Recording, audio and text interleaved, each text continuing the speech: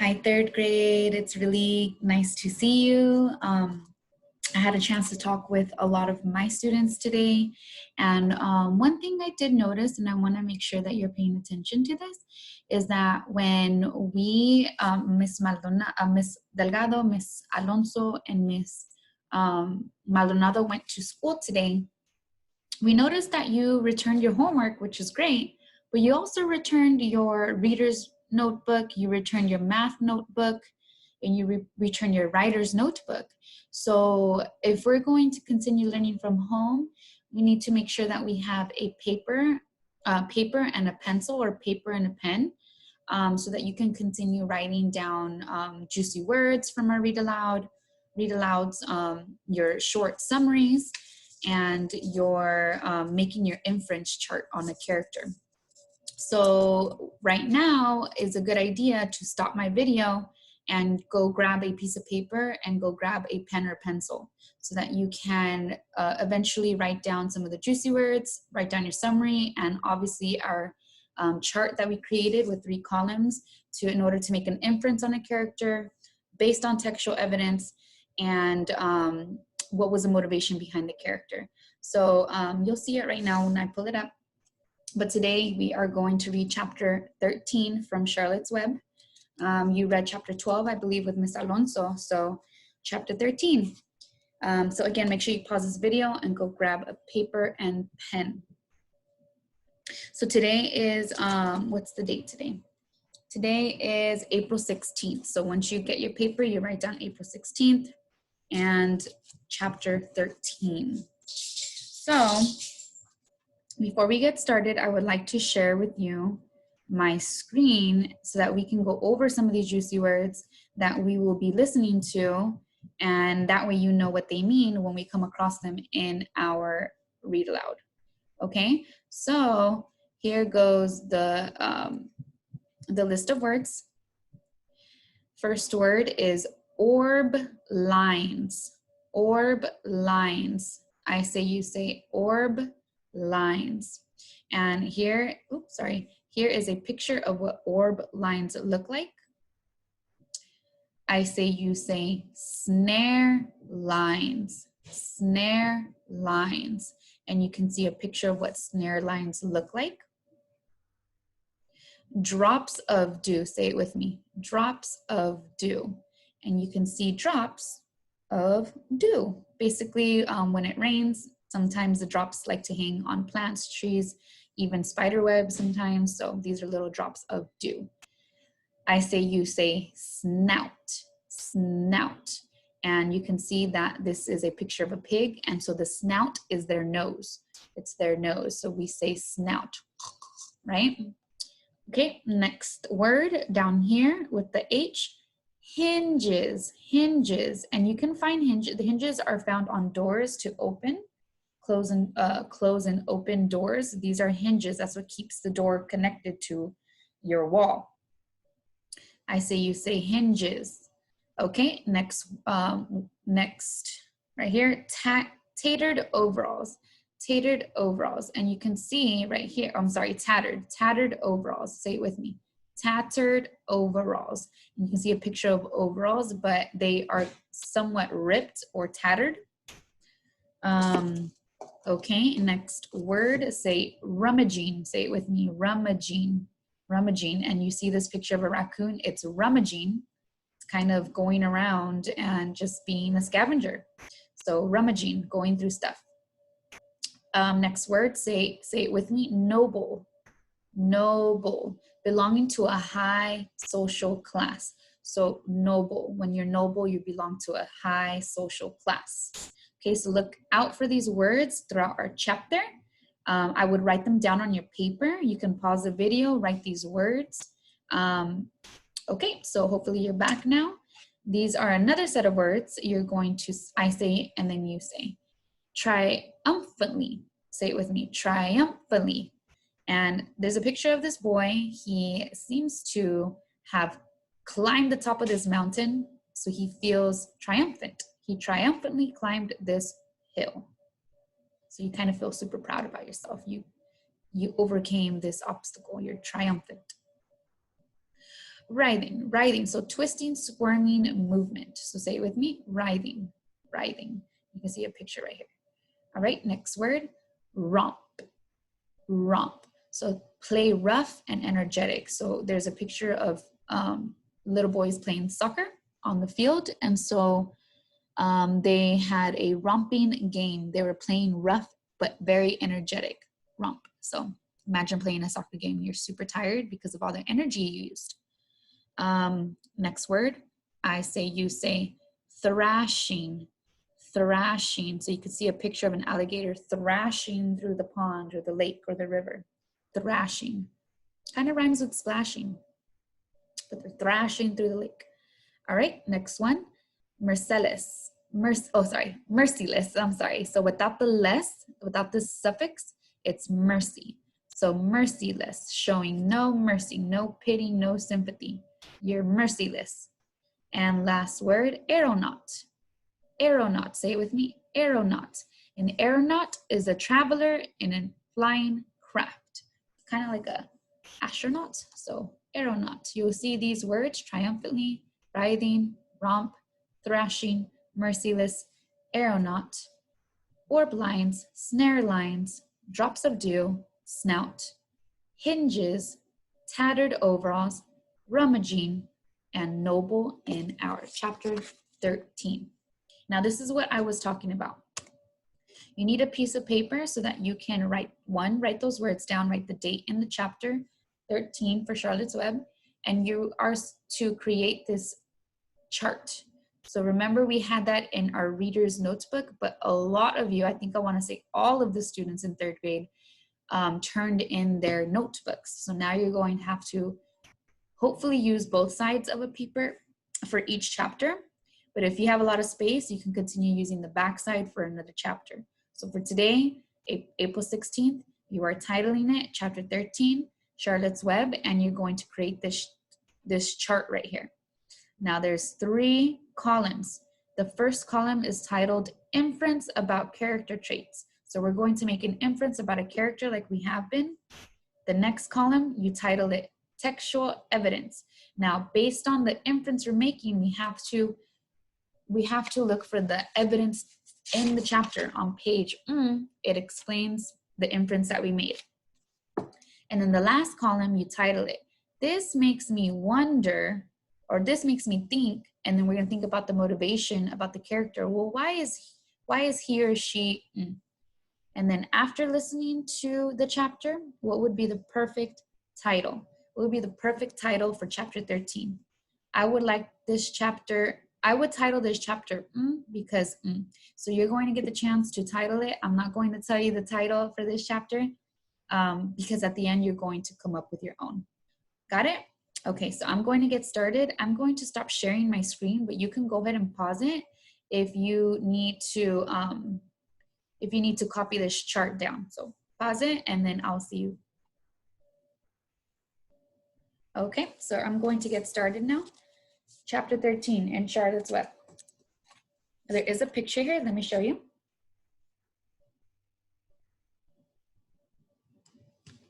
Okay, so far into the night, while the other creatures slept, Charlotte worked on her web. First, she ripped out a few of the orb lines near the center. Then she left the radio lines alone, as they were needed for support. As she worked, her 8 legs were a great help to her. So were her teeth. She loved to weave, and she was an expert at it. When she was finished ripping things out, her web looked something like this.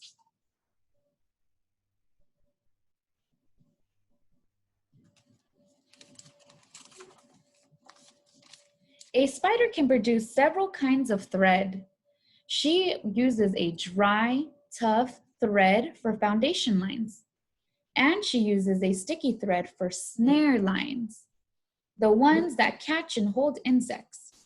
Charlotte decided to use her dry thread for writing the new message. If I write the word terrific with sticky thread, she thought, every bug that comes along will get stuck in it and spoil the effect. I agree with her. Now let's see. The first letter is T, or terrific. Charlotte climbed to a point at the top of the left-hand side of the web. Swinging her spinnerets into position, she attached her thread and then dropped down. As she dropped, her spinning tubes went into action and she let out her thread. At the bottom, she attached the thread. This formed the upright part of the letter T. Charlotte was not satisfied, however. She climbed up and made another attachment, right next to the first. Then she carried the line down so that she had a double line instead of a single line. It will show up better if I make the whole thing with double lines. So think about it. She's creating her web, but she wants to use double the web so that the letters can pop out more. If it's just one single string, imagine one of my hairs, just one string, you're not going to be able to see the word terrific. So she's going to make the web thicker. She's going to put more than one piece of web so that you can see the letters from far.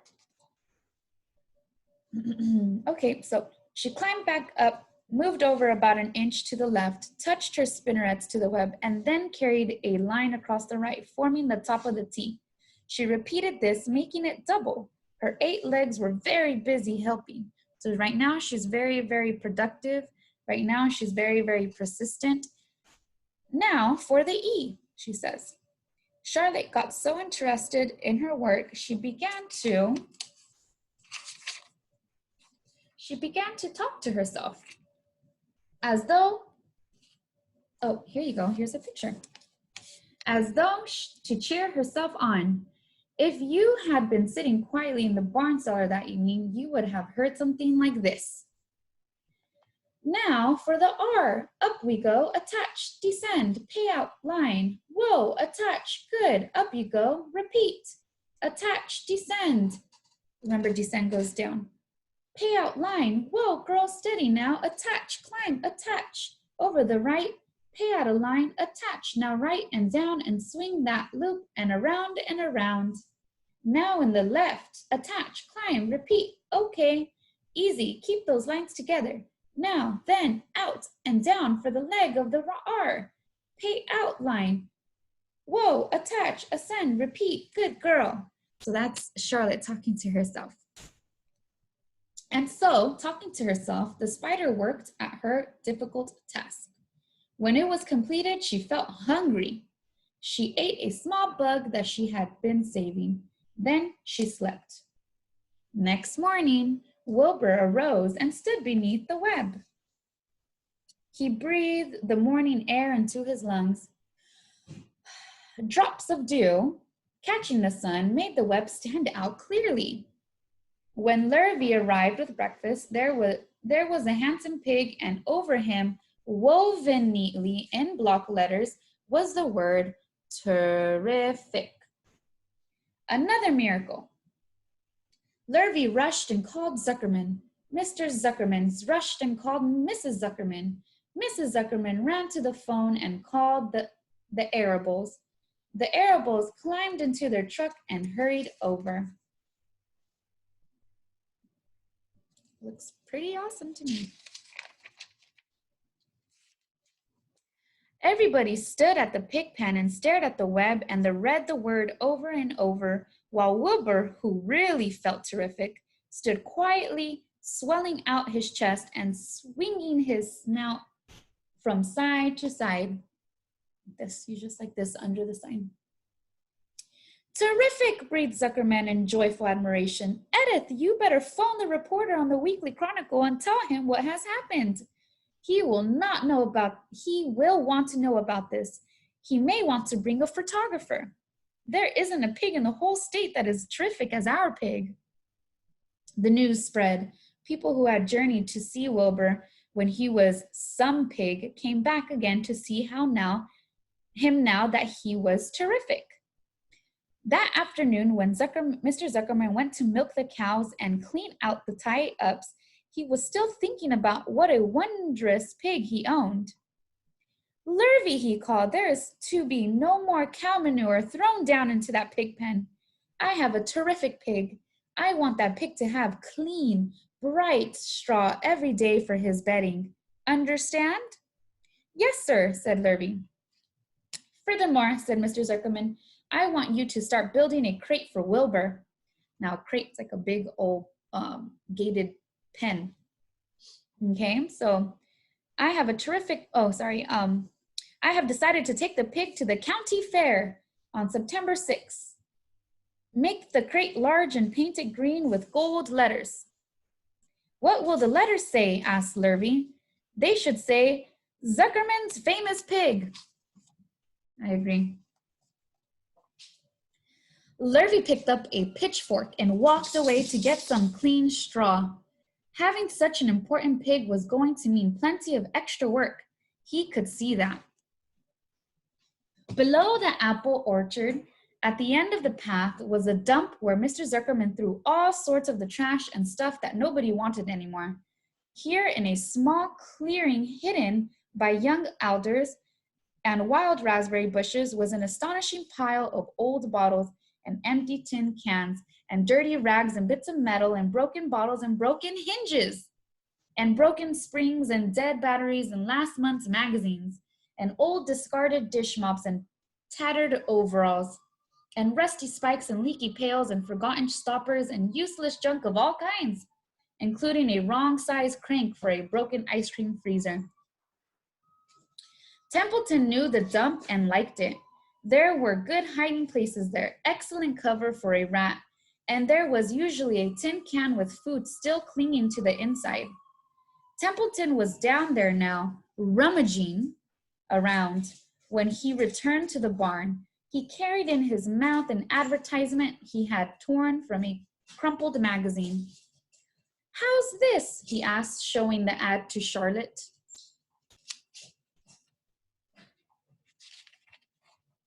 Ooh, there's a picture.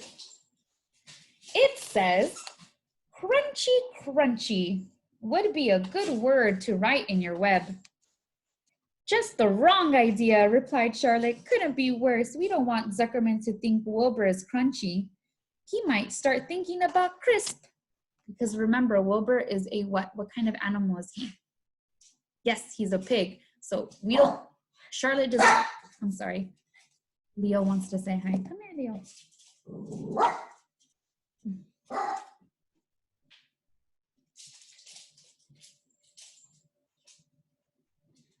Okay, sorry about that, boys and girls. He likes to bark when I get excited.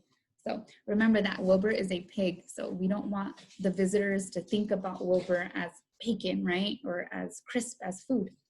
So that's why Charlotte's saying it's a horrible idea. But here's a good picture that you can look at. So there goes Templeton rummaging through all of that mess. He might start thinking about crisp, crunchy bacon and tasty ham. Oh yeah, ham comes from pigs. That would put ideas into his head. We must advertise Wilbur's noble qualities, not his tastiness. Go get another word, please, Templeton. So Templeton's in charge of looking for words to put on the web. The rat looked disgusted, but he sneaked away to the dump and was back in a while with a strip of cotton cloth. How's this? He asked. It's a label off an old shirt. Charlotte examined the label. It said pre-shrunk. So think about that word, pre-shrunk. So when something shrinks, it gets bigger or smaller? Smaller, right? So let's see what Charlotte thinks about the word pre-shrunk to be put on the web. I'm sorry, Templeton, she said, but pre-shrunk is out of the question. We want Zuckerman to think Wilbur is nicely filled out, not all shrunk up. I'll have to ask you to try again. What do you think I am, a messenger boy? Grumbled the rat. I'm not going to spend all my time chasing down the dump after advertising material. Just once more, please, said Charlotte. I'll tell you what I'll do, said Templeton. I know where there's a package of soap flakes in the woodshed. It has writing on it. I'll bring you a piece of the package. He climbed the rope that hung on the wall and disappeared through a hole in the ceiling. When he came back, he had a strip of blue and white cardboard in his teeth. There, he said. There, he said triumphantly. So remember, he's already gone twice and came back with some words, and Charlotte was like, those are not going to work. So he went a third time and came back, and he felt triumphant. So he felt like he accomplished something. How's that? Charlotte read the words, with new radiant action. So what Templeton brought back on the bar soap, it said, with new radiant action. What does it mean? asked Charlotte, who had never used any soap flakes in her life. How should I know? Said Templeton. You asked for words and I brought them.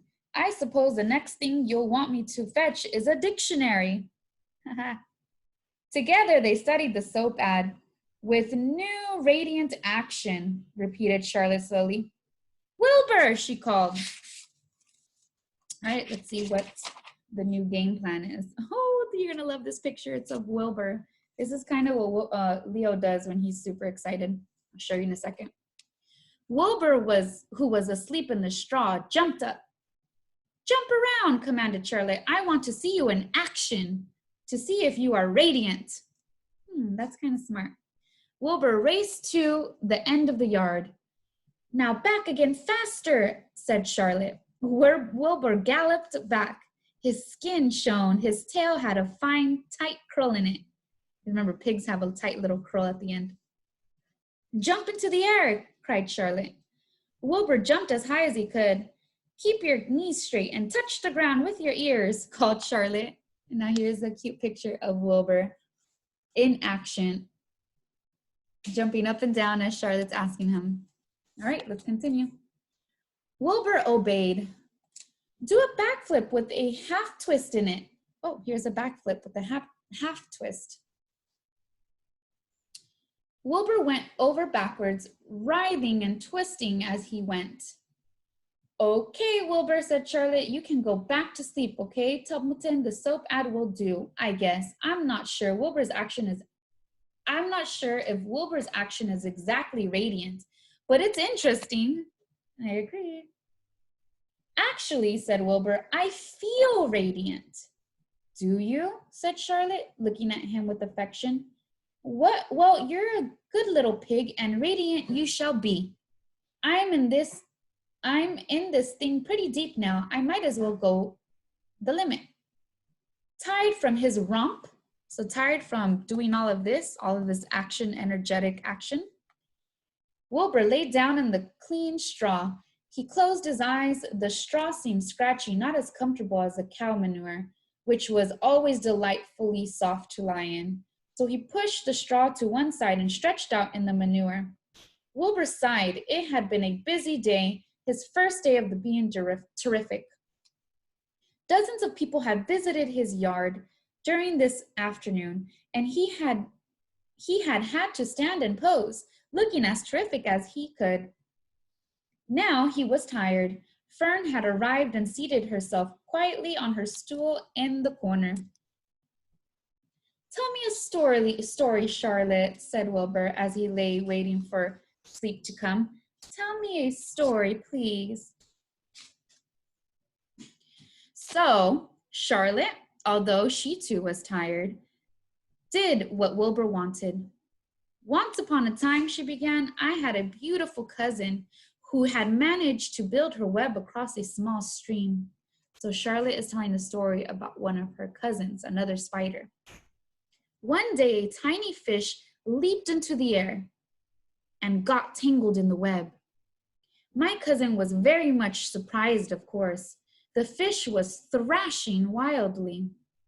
My cousin hardly dared tackle it, but she did. She swooped down and threw great masses of wrapping material around the fish and fought bravely to capture it. Did she succeed? Asked Wilbur. It was a never-to-be-forgotten battle, said Charlotte. There was the fish caught only by one fin, and its tail widely thrashing and shining in the sun. Here's a picture of it.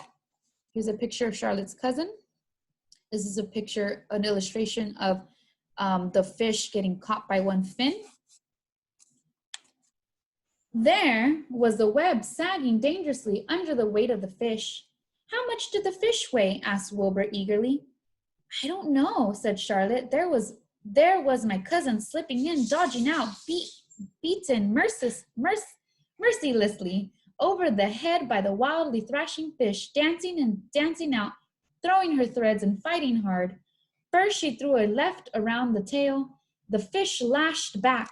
So the fish and the spider are going, the fish is trying to get out of the web and the spider's trying to keep wrapping it. The fish lashed back, then a left to the tail and a right to the midsection. The fish lashed back. Then she dodged to one side and threw a right and another right to the fin, then a hard left to the head while the web swayed and stretched. Then what happened? Asked Wilbur. Nothing, said Charlotte. The fish lost the fight. My cousin wrapped it up so tight it couldn't budge out. So she kept, the cousin spider kept wrapping the fish until the fish couldn't keep thrashing around. Tell me another story, begged Wilbur. So Charlotte told him about another cousin of hers who was an aeronaut. Remember, an aeronaut is someone that is flying in a space. What did we say it was? Let's exit out of here. We said an aeronaut is a traveler in a flying craft. Okay, so let's go back. What is an aeronaut? Asked Wilbur. A balloonist, said Charlotte. My cousin used to stand on her head and let out enough thread to form a balloon.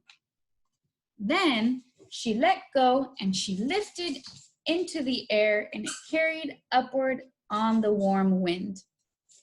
Is that true? Asked Wilbur, or are you just making it up? It's true, replied Charlotte. I have some very remarkable cousins. And now, Wilbur, it's time you went to sleep. I agree. Wilbur has had a long day. He needs some sleep.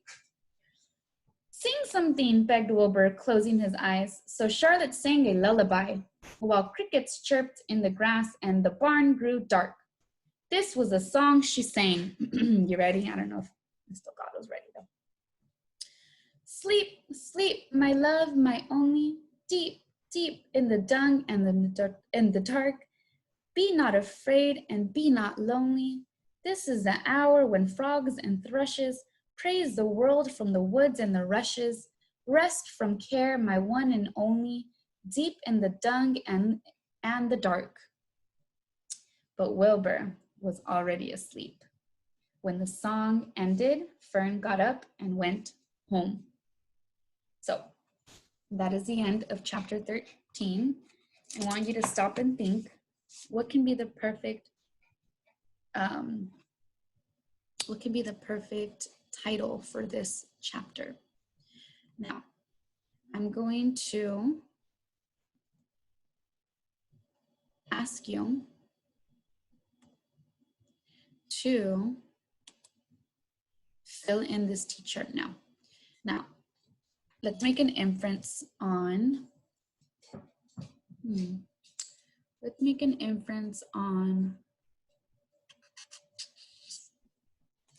there's a lot of information on Charlotte, and there's a lot of information on Wilbur. But what I really liked a lot about this character, remember his name? Templeton, the rat. What I really liked about him is that even though he was being asked to come back and rummage for words, he still came back with something very useful, and that was the soap bar with the label. And the label said, what did the label say from the soap bar? With new radiant action. So I'm going to choose Templeton as our character for today. I know that Miss Alonso did it with you. Templeton's traits from last time. Templeton's traits are again described by the farm animals. But the reason, you know what? I do want to stick with him. But We did one on Templeton already. Let's just do one on Wilbur. So an inference about Wilbur. Let's say, what can we say about Wilbur? Wilbur is working hard. He's hardworking. He's working day and night, just like Charlotte. Charlotte's the one creating the words on the web, the spider web, but Wilbur's the one that's actually the one in action, the one that looks terrific, the one that's looking and feeling radiant. So I think from the beginning of the story to now, Wilbur feels a little bit more better and at home than he did at the beginning of the story, living at the barn. So Wilbur is feeling more radiant than ever, okay? And some of this textual evidence, I want to go back to, what page was it, where he said, well, I feel radiant. Remember that part? Let me go back to that. That was page, okay, that was page 101. Remember this picture, this illustration where Charlotte's telling him, run up and down, do a flip, do a twist, do a backflip. So on page 101, our textual evidence, we're going to put Wilbur, Charlotte asks Wilbur to run around, jump and flip, or sorry, Wilbur to run around, jump, twist, and flip to see if he looks, parentheses, radiant, because remember, Charlotte didn't know what radiant meant. So she asked Wilbur, wake up, go run, jump, twist, flip. I want to see if you look radiant, right?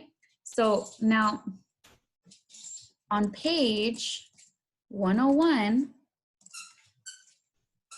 or I'm sorry, let's say in the text, capital I, in the text on page 101, it says, or it states, remember we always want to have textual evidence to support our inferences.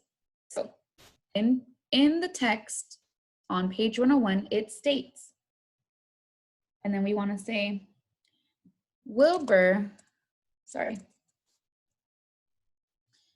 it states that Wilbur says, and then we want to say what he says. Actually, I feel radiant. And he was so excited about that. Okay. And the reason behind that, we want to always think about the motivation. What is motivating Wilbur to feel radiant? What is motivating Wilbur to feel terrific?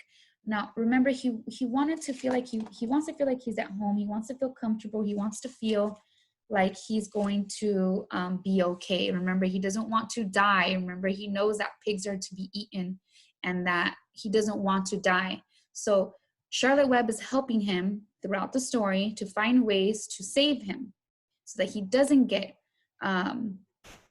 eaten. So the motivation behind this is that if Wilbur feels good and looks good and has a special words on top of him, that people are going to come visit him and see how special he really is and that he shouldn't be eaten. So this makes me think, Wilbur, and you're writing this down, you can stop this video whenever. We are almost done, boys and girls. Wilbur is beginning to feel way more confident and secure living on the farm or the barn, living at the barn. He doesn't want to be eaten, therefore if he keeps up his terrific and radiant feelings, he will continue to attract more visitors. That means, or this means Mr. Zuckerman and the rest of that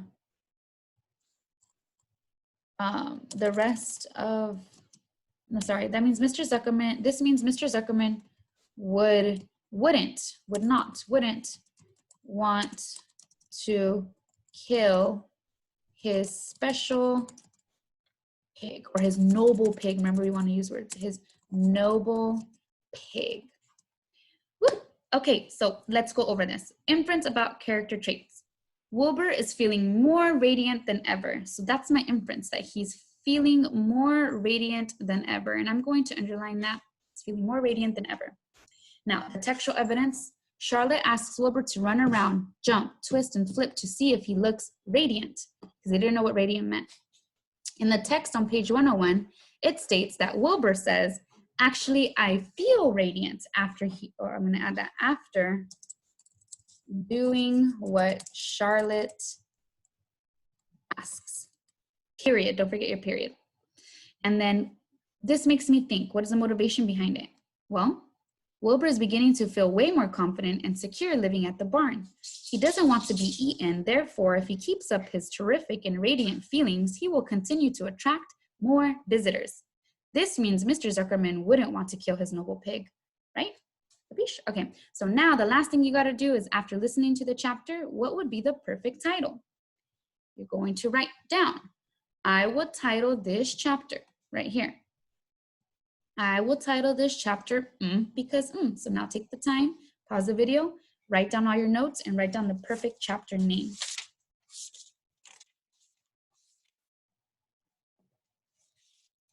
Okay, so now you paused the video, you wrote down this T-chart with 3 columns, and you wrote down this, and you wrote down, I would title this chapter because. Okay, last thing, we have to make sure we write a summary. Remember, a summary is going to retell what happened in the beginning, middle, and end of chapter 13. So I'm going to leave this up here. Okay, and I'm going to read it to you. This is Ms. Alonso's chapter summary. Now, your summary can sound however you would want it to sound, as long as it's retelling what was told or what was read to you in chapter 13. So this is Ms. Alonso's summary. So let me go ahead and start. Charlotte completed the weaving with the word terrific in the center of it.